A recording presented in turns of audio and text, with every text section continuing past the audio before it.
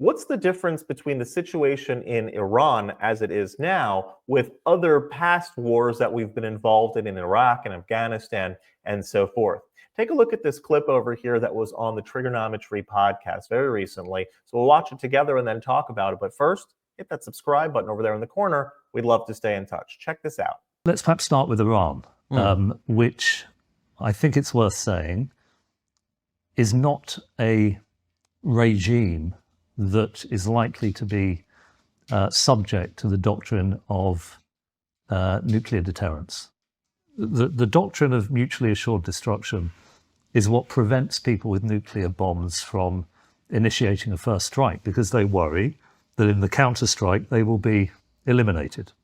So it's a very strong doctrine that even though there are nuclear weapons in the world, we have not yet, thankfully, be subject to a nuclear holocaust. So why do I say that the regime in Tehran is not subject to that mutually assured destruction doctrine? The reason is because they're religious fanatics.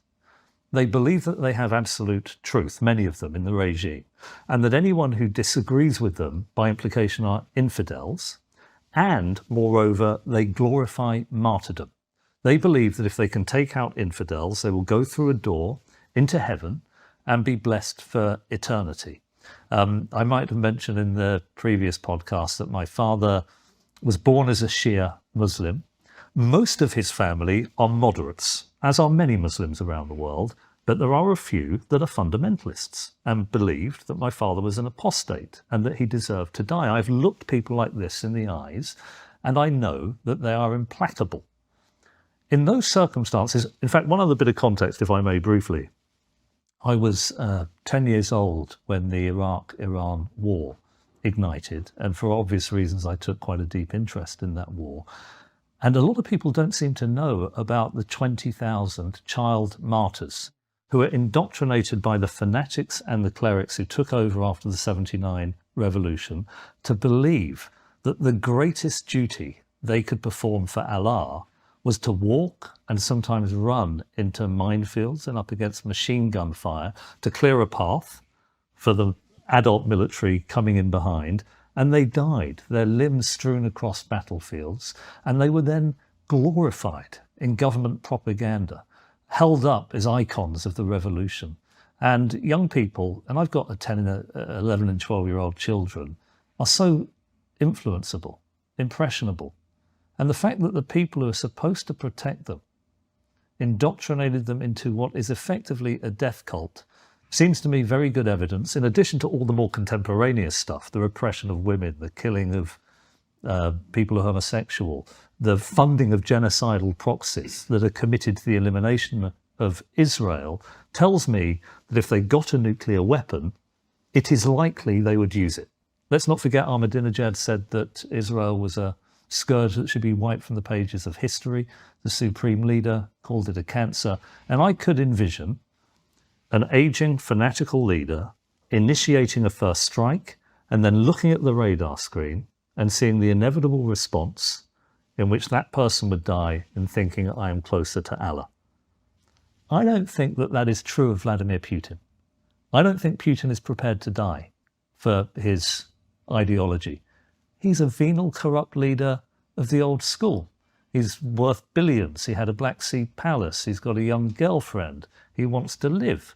I think the same is true of the North Korean leader, with his harem and his looted opulence. It is not true of religious fundamentalists who glorify martyrdom. And that's a long first answer, but that is why I think, even though I have severe reservations about what Israel has done in Gaza, very, very severe reservation, we can talk about it. We will. I do really want to say that when they operationalize against the regime in Iran, not the people of Iran, 70% of people in Iran hate the regime. They've been immiserated. GDP per capita is like $4,000 compared to $50,000 plus in Israel, a progressive, capitalist, free society. I think right-minded people should support them, given what we know about uranium enrichment. Well, that's where I was going to go next, because I see a lot of people who haven't looked into this, or perhaps who have, making the argument that, look, this is just another regime change war. We've heard all these arguments before. This is just like Iraq. It's WMD. They don't have a nuclear weapon. This is just Israel using the opportunity to go after somebody they've been wanting to go after for a long time. So what is, lay out your concerns about the nuclear weapons program. It's categorically different. I opposed the war in Iraq. I thought Afghanistan was probably a mistake because I don't think we had a clear idea of what would happen to either of these places after an invasion. The CIA thought that Iraq would welcome democracy, it would become a Jeffersonian liberal state, not realizing the deep clan divisions in Iraq would almost certainly lead to civil war, notwithstanding the Sunni Shia divisions. So I can understand why people are concerned, as am I, and probably you, about what might happen if the regime falls in Iran.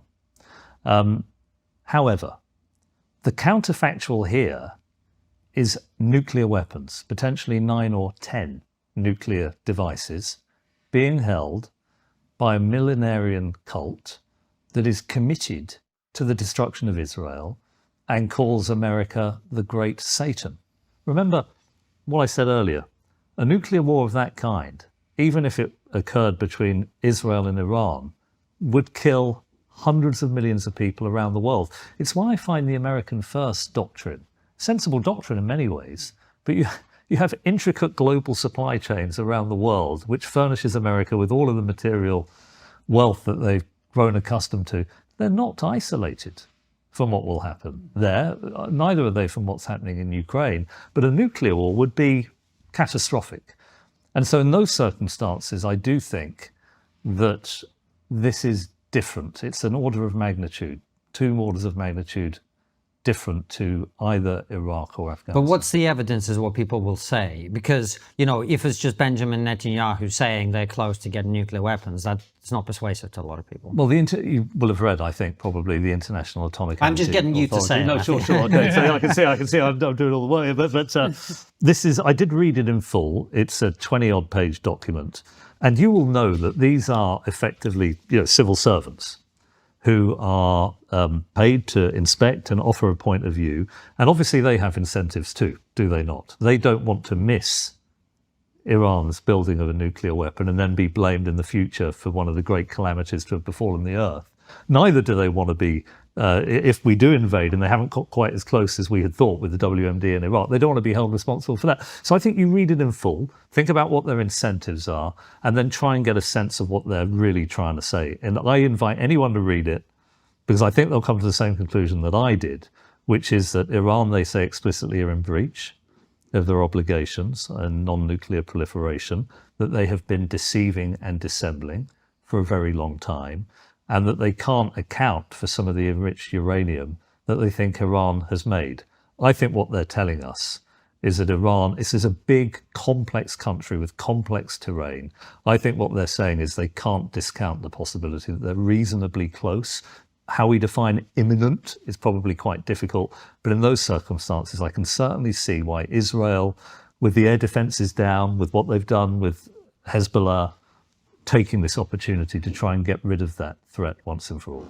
First of all, there's a lot more justification in going into Iran than there was to going into Iraq. Unlike Iraq under Saddam Hussein in 2003, Iran currently is advancing a nuclear weapons program. It funds terrorism globally. We know that. And it's actively threatening regional and global stability. Also, Iran is directly responsible for hundreds of American deaths, and either through itself or its proxy groups like the Hezbollah, the Houthis, Shiite militias in Iraq. It actively targets U.S. troops and oil tankers and allies like Israel and Saudi Arabia. Also, there's been a number of violations of international agreements. Iran has repeatedly violated the JCPOA, which was the Obama nuclear deal. It breached IAEA inspections. It defied UN resolutions. It has become a rogue actor, even under international law. There is more reason to go into Iran than there was to go into Iraq. There's another idea that regime change would also be much more feasible in Iran than it was in Iraq. So unlike Saddam Hussein's Iraq, Iran has a massive popular and enduring protest movement. There are many people, in fact, I would say 70% upward, like it said over here, that want regime change, that are itching for regime change, that have felt that they've been oppressed for the last 45 years, and it'd be welcomed in a much more significant way than it was in Iraq. Additionally, Iran is ethnically diverse, but it is religiously cohesive. And so Iran's population is overwhelmingly Shiite Muslim, which avoids a lot of the sectarian chaos that came when Iraq was overthrown. So when Iraq was overthrown, there were Sunni, Shia, Kurd divisions that eventually led to civil war pretty quickly. And that's another reason why everything kind of fell apart so quickly, because you had these inherent division. Also, Iran, the people are very highly educated, they're internet savvy, they're an urban population, making a democratic transition, something that's more culturally and structurally feasible than it was in early 2000s Iraq.